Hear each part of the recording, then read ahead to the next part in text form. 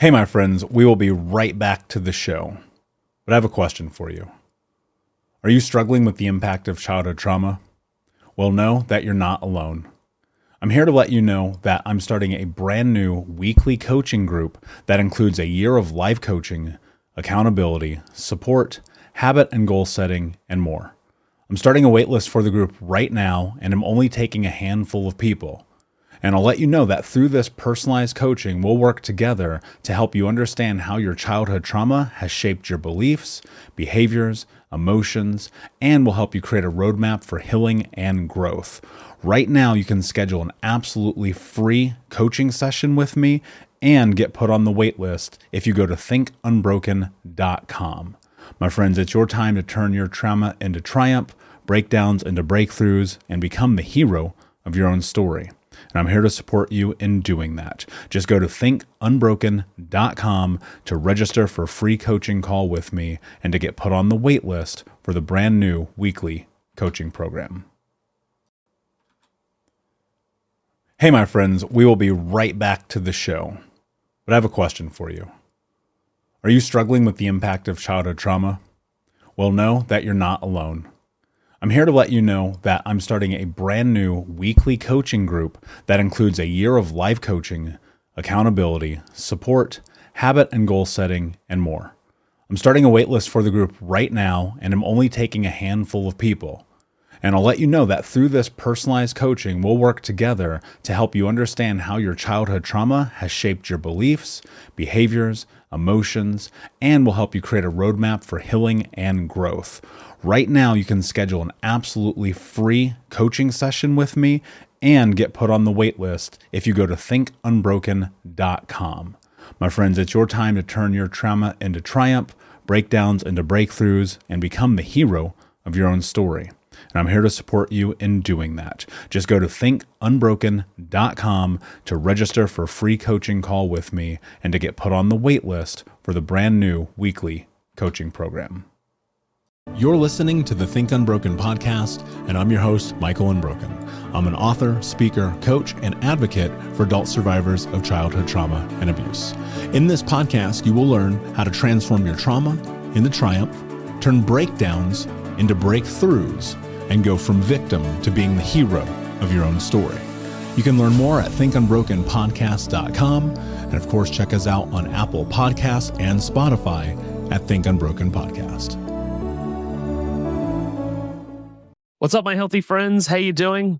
I hope you're nodding joyously and that you're somewhere that you can settle down to absorb this episode, because what we're going to be talking about plays a deep and integral part in many of my clients' journey when it comes to getting control of themselves and their relationship with food and sugar. And that's why in 2023, it's my mission to coach 500 people to stop the binge eating and savage self-talk cycle so they can lose weight whilst feeling in control and without restriction along the way. Trauma, PTSD, or painful and horrific childhood experiences are often the birthplace of life's seemingly most unhelpful personality traits, coping mechanisms, and survival tactics. And that's why I want to introduce you to someone with a very special story and an even more important mission. From homeless to hero, Michael Anthony is the founder of Think Unbroken, which we'll get into throughout this conversation. He's a serial entrepreneur, best-selling author, award-winning speaker, a podcast host like all legendary individuals, a business coach, and most importantly, an advocate for adult survivors of childhood trauma. Michael, welcome to the show, mate. How are you? Thanks, dude. Great intro. I'm super excited to be here. I'm well. I'm excited. I'm excited to have you here too. So people call you Michael Unbroken as your full name. What is that all about? Yeah, well, I mean, look, this is branding at the end of the day. You know, if you go, my background is marketing branding, almost 2 decades. And, if you go search Michael Anthony on Google, you're going to find Van Halen, and I can never compete with that kind of SEO. Totally. Makes sense. Well, and I mean, obviously it's, when you talk branding, why did you choose the word unbroken to be the sort of embodiment of your business, of what you do? Yeah, well, it was, I got into this argument with ex-girlfriend, and I'd been kind of in my journey at that point, I guess, 4 years. And no, probably 6 years. And she said something to me that I had heard before, but for whatever reason, it probably just cut deeper in the context of what was happening. And she goes, "You're broken," to me.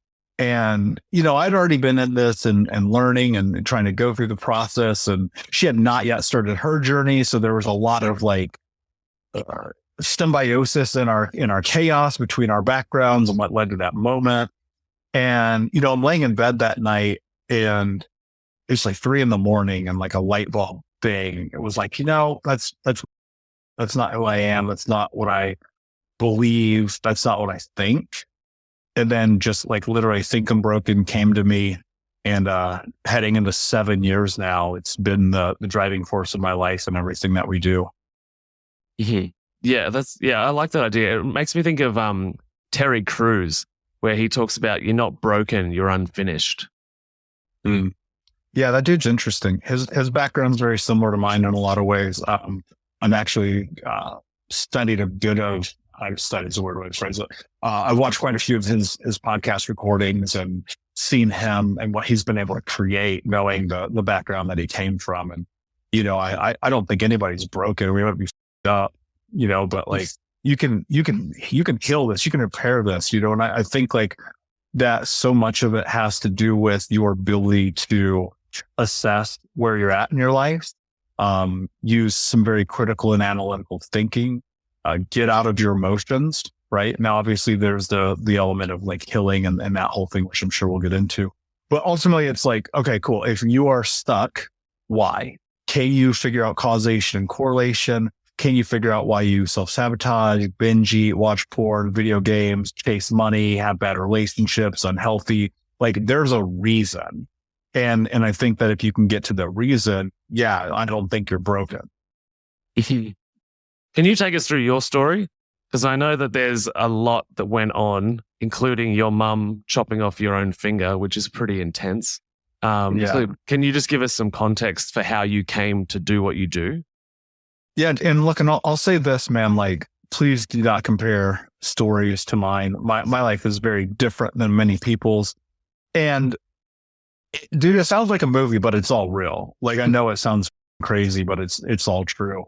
When I was 4 years old, my mother, who was a drug addict and alcoholic, she actually cut off my right index finger. So you can see multiple skin grafts, multiple surgeries. It's discolored, missing half the nail, so on and so forth. She was manic, depressive, suicidal, bipolar, narcissistic. And I don't mean in this way where we throw those words around these days because we saw it on a TikTok. I mean like certifiably hospitalized multiple times, put in mental institutions 7 or 8 times, rehab more times than I can count. Like she was in a dark, dark world. She married my stepdad when I was 6. And that dude was massively abusive. Like the kind of guy you pray is never your stepdad. I mean, this dude's 6'4", 220, beating up a 7-year-old, real man, courage and integrity. Clearly I'm being sarcastic. Yeah.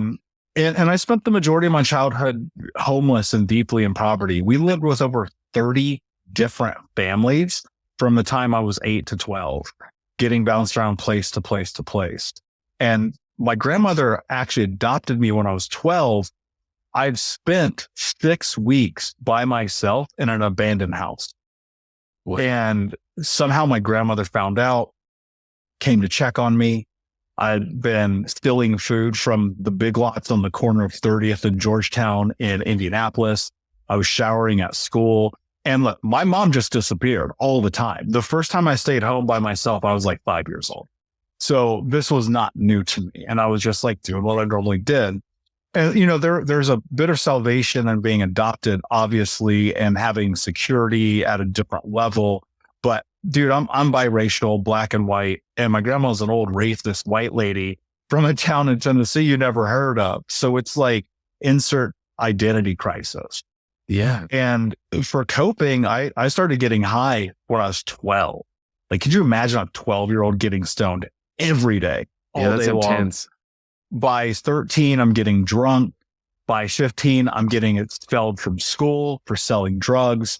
And dude, I was just in the streets. I was breaking in houses, stealing cars, running from the cops, getting shot at, like hurting people. Bro, we were doing some crazy shit.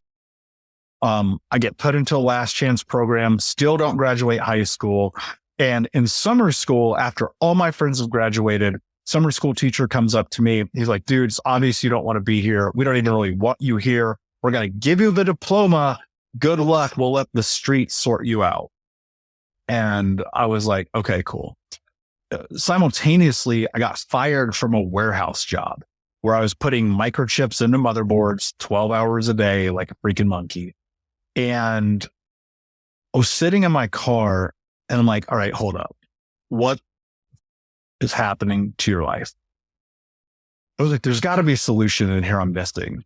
What's the solution for poverty, for homelessness, for everything I've been through? I was like, it's money.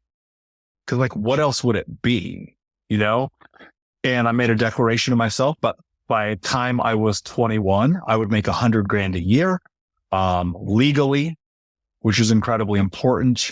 I have been in handcuffs more times than I can count. My 3 childhood best friends have been murdered, and I got family in prison for life. And so like, I knew what was going to happen if I didn't like change the trajectory. Sure enough, I landed a job with a massive company, Fortune 10 company in America. By the time I'm 25, heading into 26, I made $1 million. But I was 350 pounds, smoking 2 packs a day, drinking myself to sleep, $50,000 in debt, cheating on my girlfriend. My car got repossessed, and my little brother tells me, never talk to me again. You're not my brother. And so I hit this massive rock bottom. And one morning I'm laying in bed. Dude, keep in mind, I'm 350 pounds. I'm eating chocolate cake, smoking a joint, and watching the CrossFit games. The CrossFit games. And like, this is rock bottom. It doesn't get, the only way it gets worse is if I kill somebody. That's it. And for whatever reason, man, I picked myself up. I went in the bathroom. I looked at myself in the mirror and I asked myself a question. What are you willing to do to have the life that you want to have? And I don't know where this came from, but the answer was no excuses, just results. And that was 13 years ago. What a story. Like that is, yeah, it does sound like a movie or even a multiple series, mini series of documentaries or whatever about your life. That's, it's really intense. The thing that kept coming up for me in that story is, what do you think, and maybe there is no answer to this, but what do you think is the difference between people that go through somewhat similar experiences or any degree of childhood trauma that get to a point where they decide they need to change? Like, is it religion? Is it God? Is it some kind of level of trauma that leads to somebody having that moment of I need to change? Because so many people don't have that moment of I need to change. Yeah, I don't know. I mean, it's different for everybody. Matty, I've coached, 10,000 people probably. I have no idea. I've completely lost count. That podcast that I have, Think Unbroken, will do 2 million downloads this year. I've sold thousands of copies of my book. I've spoken on stages in front of, 5, 7, 10,000 people. I don't know. Like, I literally don't know. What I do know is that every single person who lives, when they put their head on the pillow at night, they know what they need to do. And I think we're dismissive of that. I think we lie to ourselves and we say it's okay and tomorrow and it's not a big deal and don't worry about it and I'll figure it out one day and blah, blah, blah. And the next thing you know, you're dead. And between that moment of like your head is on the pillow and dead, you've had ample opportunity. And it's not just, you hear a lot of people say when the suffering is greater than the place that you're at, you'll make change. And I'm like, yeah, sure. Unless you've been indoctrinated and bathed in the idea that suffering is life and that you deserve all the things you've been through, which is what is true for most people who had massively traumatic childhoods. Because trauma isn't like the cuts and the scars and the burns. Like that's part of it. But to me, that's not the thing. To me, the thing is the fact that your identity has been stolen. And so imagine this, you're on this journey and you're like, okay, I want to have a different life. But every single time you try to take a step forward, there's a copious amount of self-sabotage, right? A word that we often throw around, but a word that is actually super important. But the misnomer in self-sabotage is that people believe that it's a conscientious decision. I would argue that in fact, it's actually not. What it is it's this dynamic programming that's been indoctrinated and enmeshed in you since youth, since you're a baby.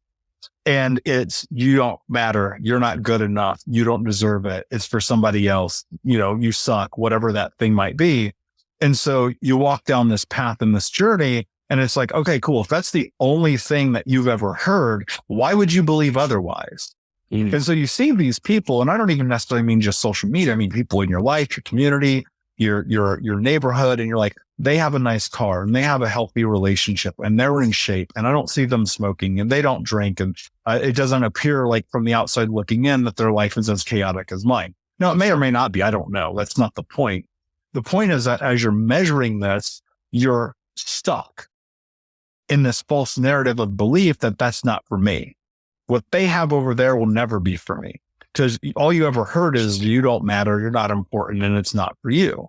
And so when you're 19, 25, 37, 52 years old, if that's your mentality and your mindset, which is entirely baked into you, and if it's true that you're the sum total of all of your experiences, which I believe that it is, well, now you're facing a paradigm shift of stepping into the unknown, i.e. love yourself, do the thing that you need to do, show up and live your life. But you've only been shown, whether it's from your community, your parents, from your teachers, from your family, that it's okay to not strive for what you want because that's why you're not going to take the steps. And so people hear self-sabotage, but they don't recognize that it's actually their modus operandi. Like, it's their MO. It is so ingrained in them not to do the thing, but they can't connect the dots. And so when it comes time to do the thing, they often find all the reasons in the world not to do the thing. Now, further, if you look at it from a deeper perspective, in front of you is the thing that you need to do, the thing that keeps you awake at night, the creating the change that is going to formulate the future of the life of the person that you want to be. Well, easier said than done, very simply, because if you look at this, like, let's measure honesty for a moment, right? I believe that the precursor to this entire journey is to be honest, right? And to tell yourself the truth. If you're fat, you're fat. Don't lie about it. If you're unhealthy, you're unhealthy. Don't lie about it. If you're cheating, you're cheating. Don't lie about it. This doesn't mean that you're culpable for the bad things that happen. Like, that's not on you. It's not your fault or your responsibility. Your mom's a drug addict. Your stepdad's a piece of shit, whatever it is that you come from. But in this space of honesty, what happens is you start to actually paint the picture of the reality of the truth that you're living in. Most of us are in la-la land. Like, and I really mean that. You're just like kind of nonchalantly going about life. And you're like, why does my life suck? It must be what it's supposed to be. Not recognizing that when you're a child, honesty is something that is going to lead down a path of suffering, pain, and ramification. To tell the truth is the most dangerous things people can do who grew up in environments like me. Where'd that bruise come from? Oh, I fell down the stairs. Why aren't you eating at home? Oh, my mom's super busy. She's all, you blah, blah, blah. Why are your grades? Why do you have straight F's? Right? And so you learn to lie because you tell the truth, and there's an immense amount of suffering that comes with that. Dude, if I told the truth in my house, my stepdad would throw me through a wall. And I mean that in a literal way. And so how do you tell the truth as an adult to go and live the life that you want to live, knowing that this reaction to having interaction with other people has become really a survival mechanism? You're lying all the time to everyone just so you have safety. And if the brain's primary function is to create safety, then the idea of stepping into the unknown and being the person that you want to be is catalyzed by this concept that you can't, because you're only lying to yourself. And so when you stop lying to yourself, and look, and you got to be realistic, dude, this healing journey is hard. It's going to take a long time. It's going to cost a lot of money. Like, that's the truth of it, right? But it begins with the willingness to sit in it, to look at it biasly and go, I'm a liar, and I don't follow through in my life because I've been told that that is the way that I'm supposed to operate, which has led to become a survival mechanism when I'm under the stress and the pressure of stepping into the unknown. And becoming a new version of you is unknown. You've never done it before. There's nothing more terrifying to the brain than that. It's interesting too that you talk about that honesty concept, and it makes a lot of sense. And we're in this era, this personal development era, which has been ushered in by social media and people's access to personal development information. But we're in this world where it's just treat yourself. No, you're totally fine. We're all a bit stressed, and we're in this world. Fine. Yeah, exactly. But we're living in this constant illusion of our social circle and the people around us that are like, oh no, it's okay. Just have another chocolate. Just have a glass of wine to relax, or even non-food related stuff. People just like, oh, it happens. This is how it goes, and it's like that honesty is continued on as adults because everybody's just trying incorrectly, but trying to make everybody feel better because nobody wants anyone to suffer or feel like they're not the version of themselves that they should be. When in actual fact, obviously, we need people like yourself to call people out and tell them that their truth so they can confront it. And obviously they need to then say it to themselves. Well, and look, it's really about what you just said, their truth. You want the chocolate, eat the chocolate. You want the wine, drink the wine, but don't blame the world for your problems and act like a victim. And that's the hard part. That's the thing that I say that I get canceled for. That people email me and they go, how dare you try to coach people, telling people to not be a victim? Look, you have all the right in the world to be the victim. I'm not taking it away from you, but how does it serve you? How has being the victim helped your life be better? One of the things growing up that was a real strong moniker of success was I would see people in my neighborhood celebrate being on welfare and government assistance. Mm-hmm. Hey, great news, man. I just found out my job cut me back 4 hours a week. I get welfare now. And I'm like, that's your model for success. I grew up in a town that had similar types of people. And when I was a teenager, they had a thing here called the baby bonus. So if you had a baby, the government gave you like $5,000. And so people would just start popping out babies. And that would be like just to collect the welfare dollars. Yes. What does that tell you about a society of people who's being ruled and governed by ignorance? Right. And so now you're faced with, okay, my life sucks, but I'm on welfare. So I guess it doesn't suck that bad. And everybody around me is on welfare. So I guess I'm supposed to live this life. But then when anything happens, I blame the government. I blame my friends. I blame my community. You're the victim. And look, I teach my clients this every single day. Life is going to life. It's hard. It's dirty. It's mucky. It is not always great. I mean, dude, there's days where I'm like, oh, dude, I just spoke on 5 stages and we sold this many books and we had this many people come in the coaching. And then I'm like having a massive panic attack, right? Or I'm anxious, or I don't feel good, or somebody died, or this project fell through, or like that is life, man. And so it's really about learning how to control your emotions in light of the thing that's in front of you and continue to progress forward towards what it is that you want. And if you want to be the victim, fine. I've been it. And I'm not here to cast judgment or to accuse anyone of anything. Bro, you don't get to 350 pounds, smoking 2 packs a day, cheating on your girlfriend, $50,000 in debt, getting your car repoed, and your brother telling you never talk to you again because your life isn't right. And so Totally. It's like, I know what it's like, but I also know what it's like to be on the other side. And I'm not saying you got to be a coach or a speaker or any of that. Like whatever, do whatever it is that you want to do, but recognize the role that you're playing in your own suffering. And most people don't want to do that because when you turn the fingers towards yourself, it is a reflection of the choices, actions, decisions that you've made. We have this need for whatever reason, man. I wish I could find the solution to this. We have this need as humans to suffer. It's like we love it.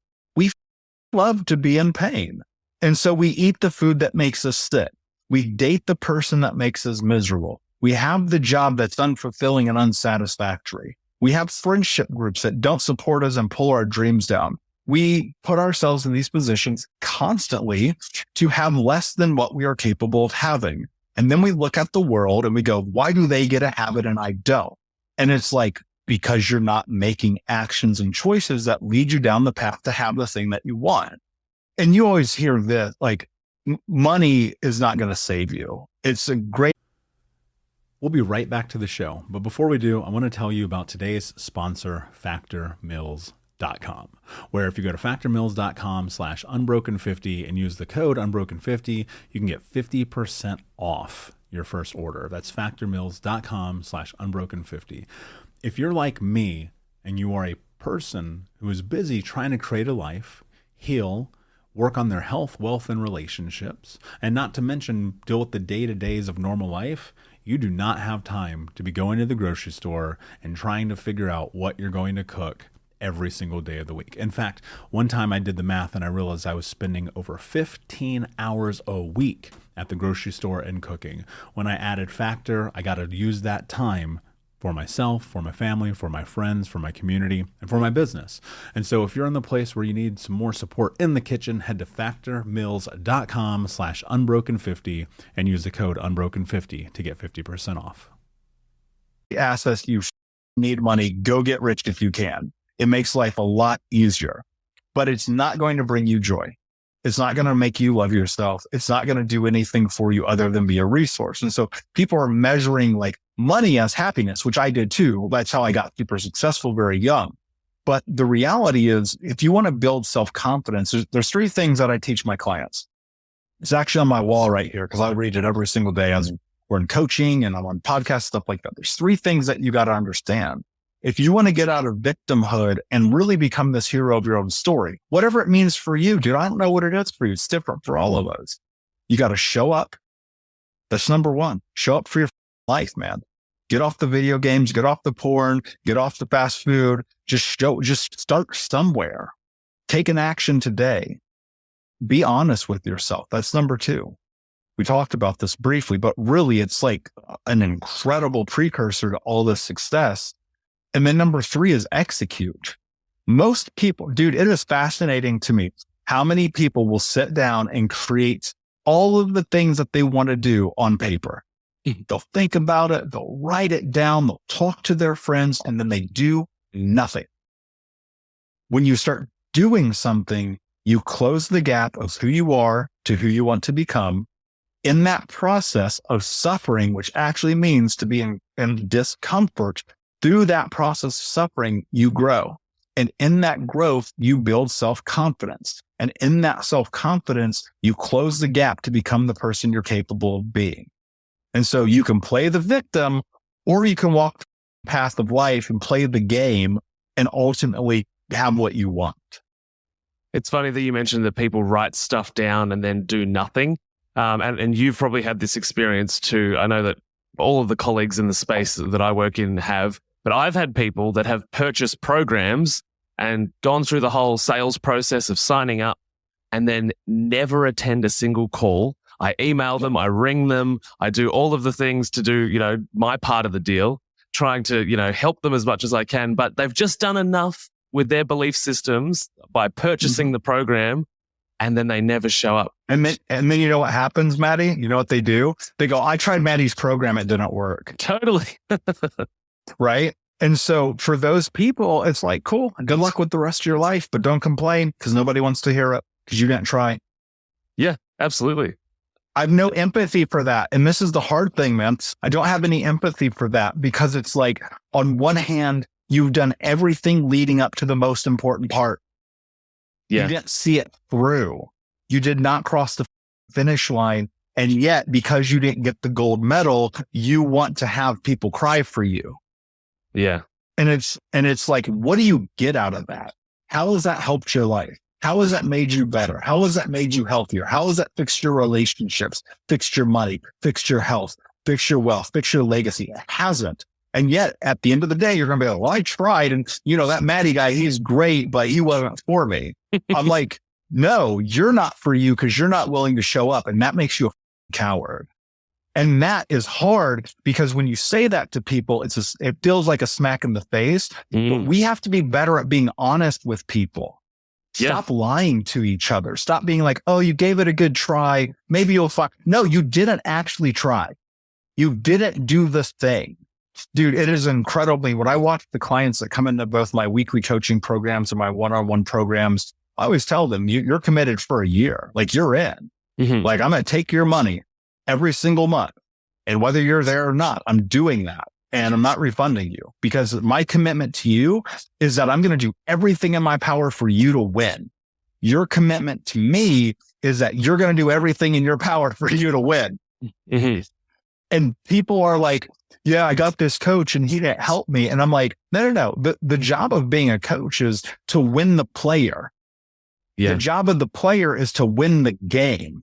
I like that framing. You don't see Bill Belichick in the game during the Super Bowl, right? And so we're on the sidelines. Here's the game. Matty, here's the game plan.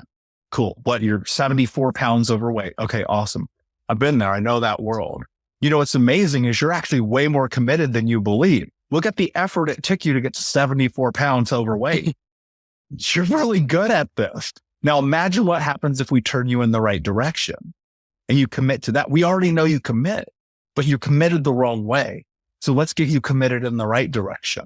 Let's get you showing up for your life in the way that you need to. Let's see what happens when you turn 74 pounds into intention and action. But if you're not willing to do that, bro, I can't help you. And that's the hardest part about being a coach is we can't want it for them. Yeah. And the truth be told, I desperately do. And it's so disconcerting to sit here and to watch the people who have success in my programs hit the moon. Mm-hmm. The people who show up every single week, who are honest and who are executing those 3 rules, the people who do that, dude, I can measure it like clockwork. Within 6 months, their lives are completely different. The people who show up every now and then, who play half, who only kind of get into the game, their life is the exact same in 6 months. You got to play all out. And so when I say the word coward, it's really, if you look at it's to be in fear. You're scared. You should be. You've never done this before. But the reality is, like, as you're in this journey, doing something you've never done before, if you have somebody like you or me, Matty, and we are just simply a step ahead of them, we're the ones leading them down the tunnel with the flashlight. And It's like, man, if you'll just take my hand, I'm right in front of you. All you got to do is reach out. And that is the thing that people have to cross the chasm of. The ego has this insatiable need to be right. But the being right is again tied into that self-sabotaging behavior. And it's exponential in this way in which you've done it so many times now. That need to be right, as I knew Matty's program wasn't going to work. I'm curious, with the way that you just described that, we're just a step ahead of them, where, you know, we've got the flashlight, we've just got to take them with us. And talking before about the fact that, you know, people are scared of stepping into the unknown. They've never done this before. What do you think is the most important variable for having the courage to step into the unknown? Is it community? Is it just relenting willpower? Because I know, and you probably know, like, if we're relying just on willpower, that eventually burns out real quick. Yeah, willpower won't get it done. Willpower certainly helps. Ultimately, I think it's discipline over everything that really, really gets it done. Cause you know this, man, you help people in this space, and it's like, all right, cool. When I was 350, I had no discipline. When I'm 205 with a 6-pack, there's discipline. Sure. Right? That's the difference. But in the beginning, the catalyst is like looking at it and look, all right, so let's talk about mindset for a second, right? Sure. So mindset is the structure of the way that we operate in the world based on the variables presented to us to help us determine whether or not we can move towards something. And mindset is this word that's thrown around, especially in this industry so often, that people don't actually know what it means. And there's like mindset. And I'm like, no, let's talk about it. So mindset is what you think becomes what you speak become your actions become your reality. Okay, cool. So if that's true, you first have to decide in your mind that you can. Because think about this for a second. Dude, people are so mean to themselves. Yeah. They're like, I'm a loser. I suck. I ate the brownie. I'm a piece of shit. I had a Coca-Cola. I might as well kill myself. Like, people really say this. How do I know? Because I did it, right? Like, the words I used to use are insane. Dude, it's crazy how I used to talk to myself. And right now there are people listening who like, they're being so mean to themselves. Like, bro, if you said that to me, I would punch you in the face. And it's like, but you're expecting to be successful. There's a disconnect there, right? Yeah. There's a disconnect. And so how do you step into success if you're to yourself? You can will it, but eventually you're going to burn down everything around you in the process. Ask me what $1 million looks like when you're 26, but you lost it all. Yeah, willpower in the wrong direction. And then you look at it and you go, okay, wait a second. What if I led myself with kindness? And kindness is about showing up, right? That's that number one rule. I must, I will eat right, go to the gym, get out of the relationship, quit the job, rewrite the CV, go travel the world, write the book, start the pod. Like you have to literally, so willpower is an interesting word in this equation, but it's not the word that I think becomes what creates the change. It's force. Because force, ultimately, a hard enough push will create momentum. Mm-hmm. Because if you force it, like you're like, man, I don't want to go to the gym today. You go anyway. I don't want to go to coaching today. I don't feel good. Go anyway. Do you know who Tom Bilyeu is? Yeah. Yep. Okay. So Tom and I have spent a lot of time together over the years. And Tom was teaching a business mastery course that cost a tremendous amount of money to get into. And he's only done it, I believe, twice, and he never did it again. I learned more out of that course than I learned through anything I've probably ever done in business. Wow. Here's the craziest thing that I'm going to say about the idea about force. Morning of day one of that course, I had hernia surgery. In the afternoon was day one of that course live. I'm sitting here on pain meds in my living room, iced up in the course, forcing it. I didn't have to get in my car and go anywhere. I didn't have to hop on a plane. I just had to be in the online room. And it's like, how bad do you really want this? Yeah. Because there's going to be moments where life is going to life and you're going to have to make a decision. Kobe Bryant playing with a torn Achilles, playing with a broken hand, shooting left-handed, right? You see guys like that do that. This is all mindset, dude. It's just a game. That's all life is. And if you can control your emotions, you win the game because your emotions are always going to tell you not to do it. But that force, it becomes a non-negotiable. When I look at, I only rarely share this because it's a weird thing to talk about. Yeah. I'm a huge fan of like 1980s action movies, like Under Siege, On Deadly Ground, like you name it, right? These really awful 80s Commando, Cobra, like I could go on, right? Well, a lot of them are themed around terrorism. That's the time in the world that we lived in especially in America. And you would always hear in these movies, these guys go, I don't negotiate with terrorists, right? You hear that all the time. Or the government, we don't negotiate with terrorists, whatever, right? And one of the things, and this is something I don't really use often anymore, but in the beginning I used a lot. I would call myself a terrorist. I would look in the mirror and I'm like, I don't negotiate with terrorists. Go to the gym right now. Don't go to McDonald's. Eat the salad. Throw the alcohol away. Throw the cigarettes away. Do the thing that you said you're going to do. And I think so much of it is like hardening your mind a little bit. And it's difficult because on this one hand, you're like, but what does that have to do with kindness? And it's like, because isn't the kindest thing that you could do is the thing that you said you were going to do? Yeah. Honoring yourself. Yeah. What's your thoughts about the idea that tension seeks release, in the sense that if we force all of these unnatural, uncomfortable things, and there's so much pressure that at some point we're going to explode, we're going to binge on the thing, we're going to abandon the gym. Like, how do we process that former personality or that previous version of ourselves that is still adding force in the opposite direction? Yeah. Why are you doing this? Because if you're only doing it for you, you're going to win. if you're doing it for the strangers on the internet, if you're doing it from accolades from your parents, which you're probably never going to get, if you're doing it for your partner, you're going to lose. You're going to explode. And you're going to do things that you don't want to do in the hopes that you'll be seen by other people. And I can tell you right now, and you know this, man, nobody fills your cup up. Nobody on planet Earth fills your cup up but you. And so if you have clarity about who it is that you want to become, do the things that you need to do, not that they want you to do, the things that you need to do.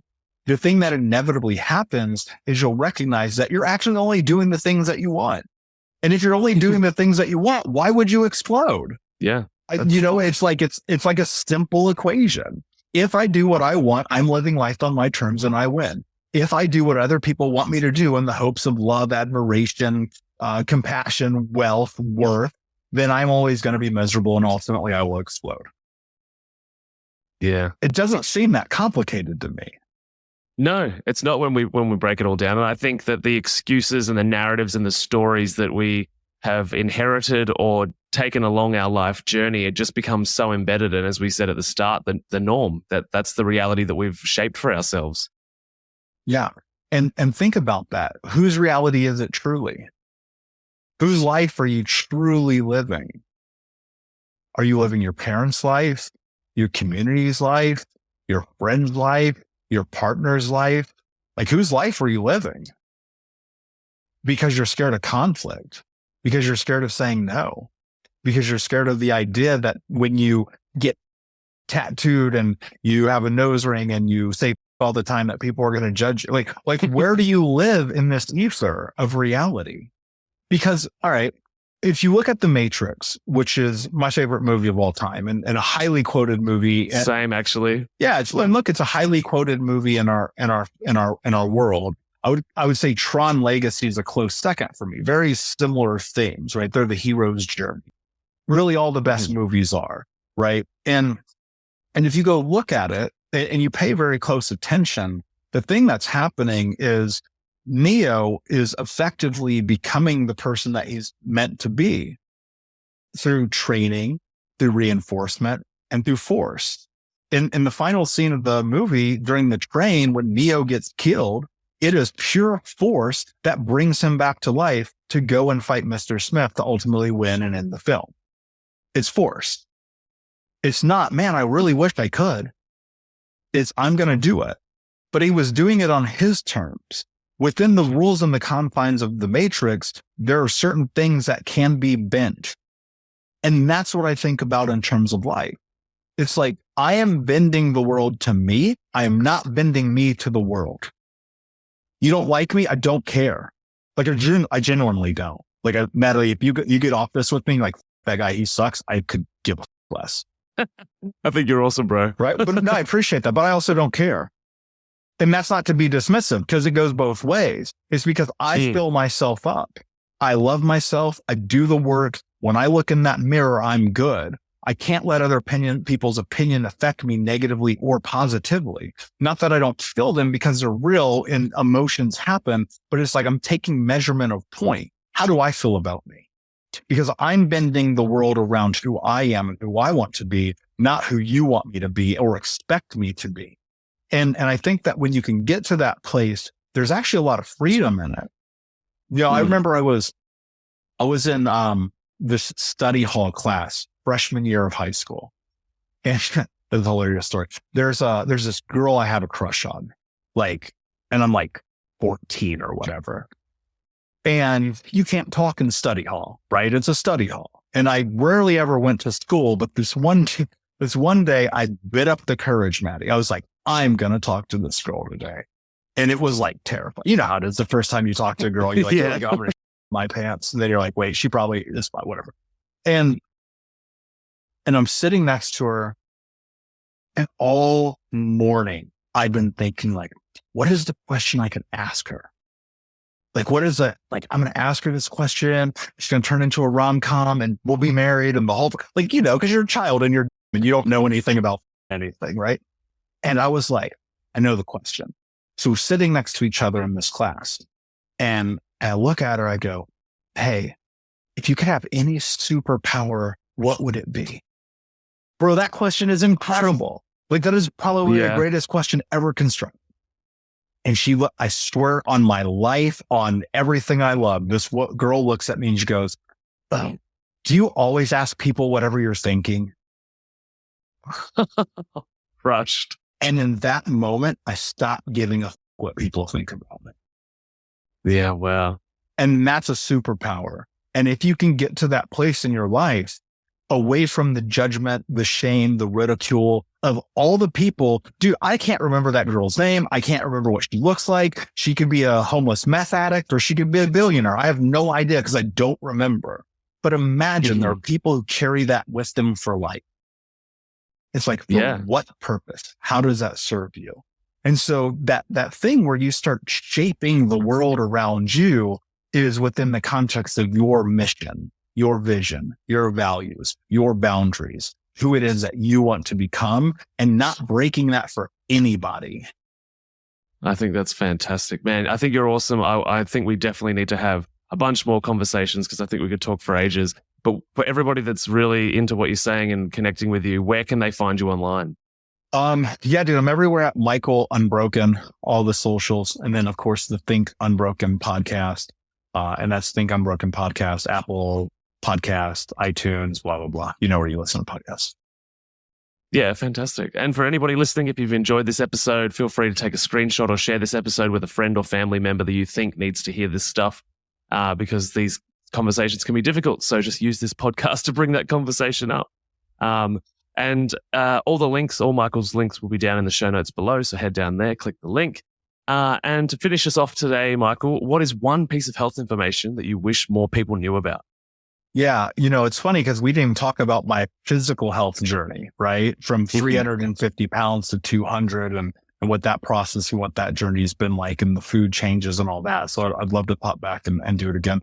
But this is one in the scope of mental health. Let's stay there. And I would say the one thing that I wish I would have learned or people would have told me about or that I could have wrapped my head around younger is just simply that confidence is built through doing hard. That's it, man. I like that. If you want to really love yourself, if you want to transform, if you want to be this person that you want to be, like, you're only going to become that person by doing hard constantly, every day, especially when you don't want to. I think that's a fantastic way to end, and I completely agree. So thank you so much for being here, man. I really appreciate your time, you sharing your journey and your story and your inspiration. And yeah, let's tee it up again. Let's do another couple of conversations. Yeah, no doubt, man. It's an honor. Thank you, brother. Thank you. Thank you so much for listening to Think Unbroken. Please share this episode with someone who could use it and help us move forward in our mission of ending generational trauma in our lifetime. And if you would, please take 5 seconds to pop on iTunes or Spotify, hit that 5-star, leave a review, and you can also reach out to us on social at Michael Unbroken or at Think Unbroken. And of course, you can check out our YouTube channel at Think Unbroken. Thank you for being a part of Unbroken Nation, my friends, and until next time, be unbroken.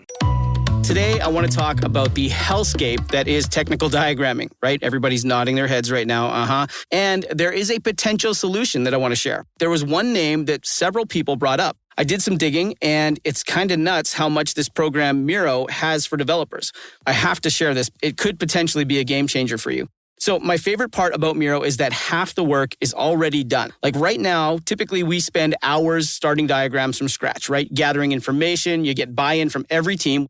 Following up, that's a lot of work to do. But Miro has a full set of integrations with the tools you're probably already using. And they also offer open APIs and SDKs for custom solutions for all those niche diagramming use cases we have to do, right? So the end result is the same, but it doesn't take forever. It's a massive, massive time saver. I'm transforming basic flowcharts and network architectures, and it all lives in one place. So are you using Miro? Have you used it? I want to hear. Hey, my friends, we will be right back to the show. But I have a question for you. Are you struggling with the impact of childhood trauma? Well, know that you're not alone. I'm here to let you know that I'm starting a brand new weekly coaching group that includes a year of live coaching, accountability, support, habit and goal setting, and more. I'm starting a waitlist for the group right now, and I'm only taking a handful of people. And I'll let you know that through this personalized coaching, we'll work together to help you understand how your childhood trauma has shaped your beliefs, behaviors, emotions, and will help you create a roadmap for healing and growth. Right now, you can schedule an absolutely free coaching session with me and get put on the wait list if you go to thinkunbroken.com.